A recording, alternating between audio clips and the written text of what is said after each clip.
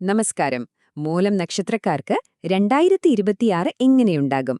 ഇതൊരു സാധാരണ വർഷഫലമല്ല, മറിച്ച് നിങ്ങളുടെ ജീവിതത്തിലെ ഒരു നിർണായകമായ മാറ്റത്തെക്കുറിച്ചുള്ള ഒരു ആഴത്തിലുള്ള വിശകലനമാണ്. അപ്പോൾ നമുക്ക് നേരെ കാര്യത്തിലേക്ക് കടക്കാം. 2026-നെ ഒറ്റവാക്കിൽ ഇങ്ങനെ പറയാം. ഇത് വെറുമൊരു കാലണ്ടർ മാറുന്ന പോലെ അല്ല, മറിച്ച് നിങ്ങളുടെ ജീവിതത്തെ എല്ലാ അർത്ഥത്തിലും ഒന്ന് റീഓർഗനൈസ് ചെയ്യാൻ കിട്ടുന്ന ഒരു വലിയ അവസരമാണ്. ഒരു വലിയ മാറ്റത്തിന് തയ്യാറെടുക്കേണ്ട സമയം. കഴിഞ്ഞ കുറച്ചു കാലമായിട്ട് നിങ്ങളെ അലട്ടിക്കൊണ്ടിരുന്ന പ്രശ്നങ്ങളിൽ നിന്നും പ്രതിസന്ധികളിൽ നിന്നുമൊക്കെ പുറത്തുവരാൻ ഒരു വഴി തെളിയും. പഴയ ഭാരങ്ങളൊക്കെ താഴെവെച്ച് ഒരു ഫ്രഷ് മൈൻഡോടെ പുതിയൊരു യാത്ര തുടങ്ങാൻ പറ്റിയ സമയമാണിത്. ശരി, അപ്പോൾ ഈ ഒരു പുനഃസംഘടനയിൽ നമുക്ക് ആദ്യം ശ്രദ്ധ കൊടുക്കേണ്ടത് നിങ്ങളുടെ കരിയറും സാമ്പത്തിക കാര്യങ്ങളുമാണ്. നിങ്ങളുടെ പുറം ലോകത്തെ എങ്ങനെ കുറച്ചുകൂടി സ്ട്രോങ് ആക്കാം എന്ന് നോക്കാം. തൊഴിൽപരമായി നോക്കിയാൽ ഇതൊരു മികച്ച വർഷം തന്നെയാണ്. ജോലിയിൽ പുതിയ തുടക്കങ്ങൾ പ്രതീക്ഷിക്കാം.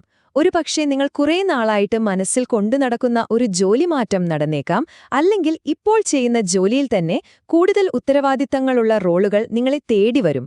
ഏറ്റവും പ്രധാനമായിട്ട് നിങ്ങളുടെ അധ്വാനത്തിന് അവസാനം ഒരു അംഗീകാരം കിട്ടിത്തുടങ്ങുന്ന വർഷം കൂടിയാണിത്. ഇനി കാലണ്ടറിലൊന്ന് മാർക്ക് ചെയ്തു വെച്ചോളൂ. ഈ വർഷം ജൂൺ മുതൽ സെപ്റ്റംബർ വരെയുള്ള മാസങ്ങൾ നിങ്ങൾക്ക് വളരെ നിർണായകമാണ്. ഈ സമയത്ത് വരുന്ന അവസരങ്ങൾ പരമാവധി മുതലാക്കാൻ ശ്രമിക്കുക, കാരണം അത് നിങ്ങളുടെ വളർച്ചയുടെ സമയമാണ്. ഇനി പൈസയുടെ കാര്യത്തിലേക്ക് വരാം. പെട്ടെന്നൊരു ദിവസം ലോട്ടറി അടിക്കുന്ന പോലത്തൊരു വർഷമായിരിക്കില്ല ഇത്. മറിച്ച് പതുക്കെയാണെങ്കിലും ഉറപ്പുള്ളൊരു സാമ്പത്തിക ഭാവിക്കുള്ള അടിത്തറയിടാൻ പറ്റിയ വർഷമാണിത്. നിങ്ങളുടെ വരുമാനത്തിലൊരു സ്റ്റെബിലിറ്റി വരും.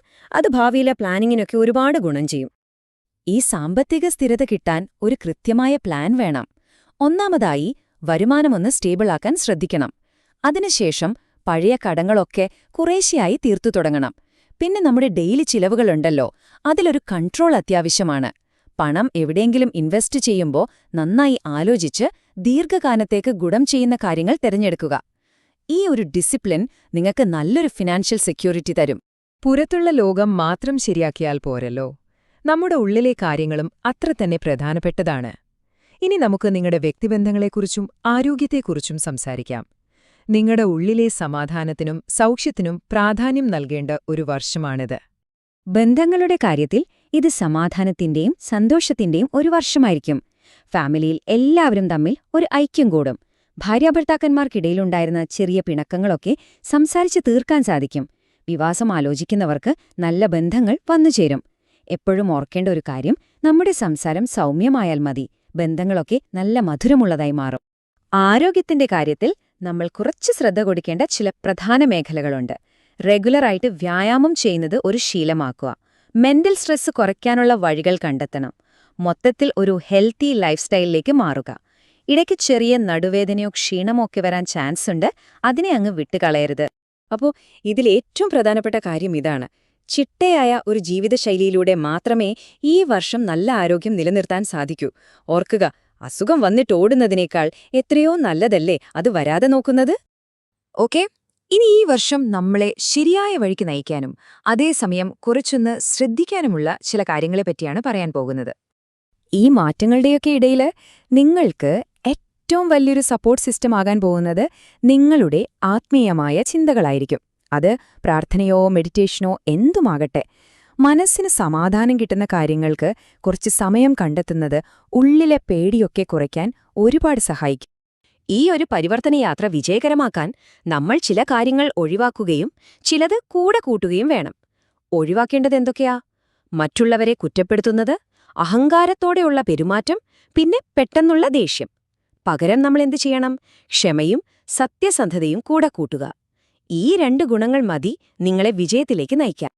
അവസാനമായി, ഇതുവരെ നമ്മൾ പറഞ്ഞ കാര്യങ്ങളെല്ലാം വെച്ച് 2026-നെ എങ്ങനെ പ്ലാൻ ചെയ്യാം എന്നതിന്റെ ഒരു ഫൈനൽ റോഡ് മാപ്പ് നോക്കാം. ഇത് നിങ്ങളുടെ ഈ വർഷത്തേക്കുള്ള ഒരു വഴികാട്ടിയാണ്. ഈ വർഷത്തെ നമുക്കൊരു 4 ഘട്ടങ്ങളായിട്ട് കാണാം.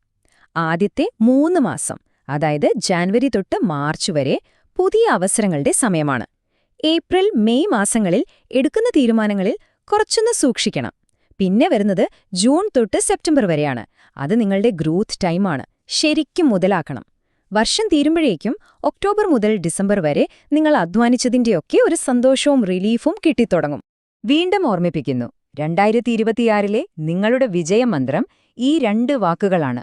പ്രതിസന്ധികളിലും അവസരങ്ങളിലും ക്ഷമയോടെയും സത്യസന്ധതയോടെയും മുന്നോട്ടു പോകുക. വിജയം തീർച്ചയായും നിങ്ങളുടേതായിരിക്കും. അപ്പോൾ ഈ വലിയ മാറ്റങ്ങളുടെ വർഷത്തെ വരവേൽക്കാൻ നിങ്ങളുടെ ജീവിതത്തിന് ഒരു പുതിയ ദിശാബോധം നൽകാൻ നിങ്ങൾ തയ്യാറാണോ? 2026 നിങ്ങളുടെ മുന്നിൽ ഒരുപാട് സാധ്യതകളാണ് തുറന്നു തരുന്നത്. അത് ധൈര്യമായിട്ട് ഏറ്റെടുക്കുക.